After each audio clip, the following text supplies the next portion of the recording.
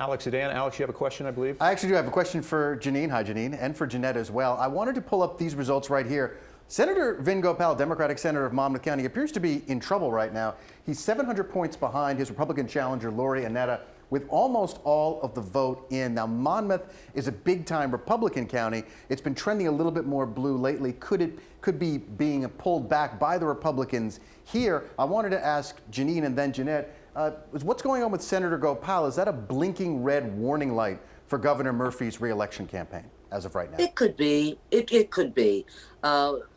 Several months ago, I had been hearing when we looked at those races that we felt would be very competitive, there was some concern about that district. 700 votes, I didn't think it would be that many, but yeah, that gives me some concern.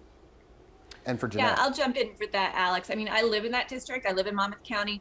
Monmouth County has done a fantastic job of getting out the vote for Republicans and for Jack Ciattarelli. As I said before, we are leading the state in early voting, Monmouth County. So I think, Vin and his ticket is a kind of a victim of Monmouth County's success in turning out for Republicans.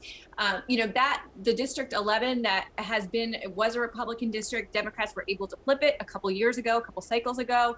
It may be coming home back to red. We'll have to see how that turns out. It's very close right now, but I think it's a good night for.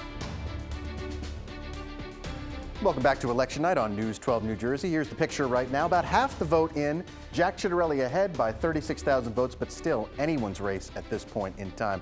Now, we've been talking a lot about the places like the Jersey Shore where the vote has come in pretty strong so far. We'd like to show you the places that are still yet to be counted, which could decide this race. Let's take a look at North Jersey. Let's take a look at Bergen County up there. Now, only about 40% of the vote in Bergen County in so far. Now, normally, this would be good news for Republicans, but as of the last few years, the county has trended increasingly Democratic. So that in and of itself is not necessarily an indicator one way or the other.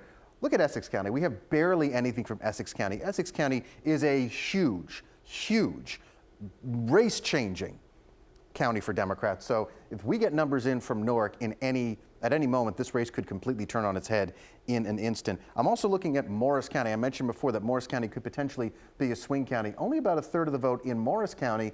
Jack Ciattarelli leading, but this could go either way. This is one of our bellwether counties that will decide the fate of the governor's mansion tonight. A county that was normally Democratic for decades has gone, no, Republicans gone increasingly Democratic. We're going to keep a close eye on Morris County and all the other ones as we continue here on News 12 New Jersey.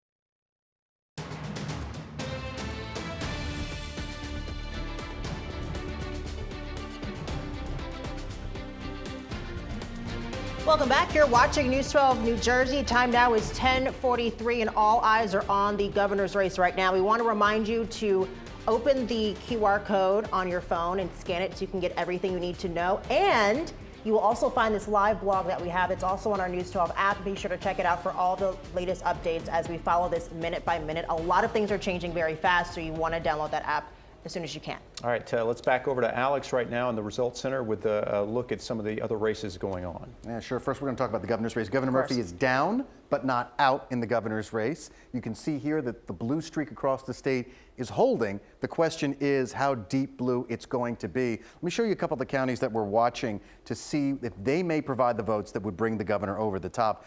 Bergen County, as of right now, trending more Democratic in past years.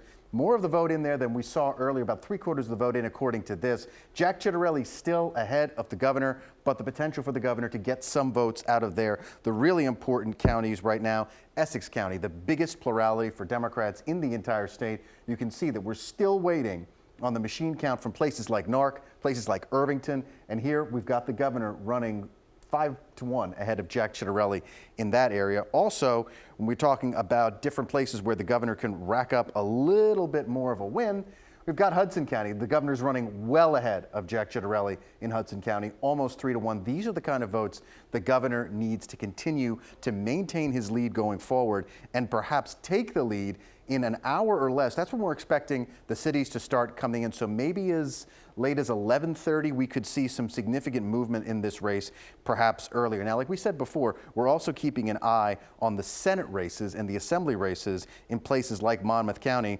And like we reported before, and like Janine and Jeanette talked about, Senator Vin Gopal, things not looking all that good for him.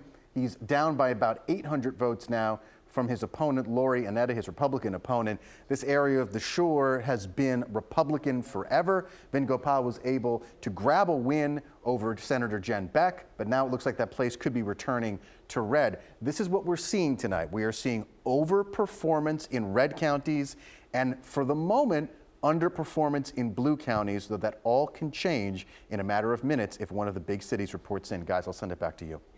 Such the key point, and we're going to bring it out to our panel of experts once again.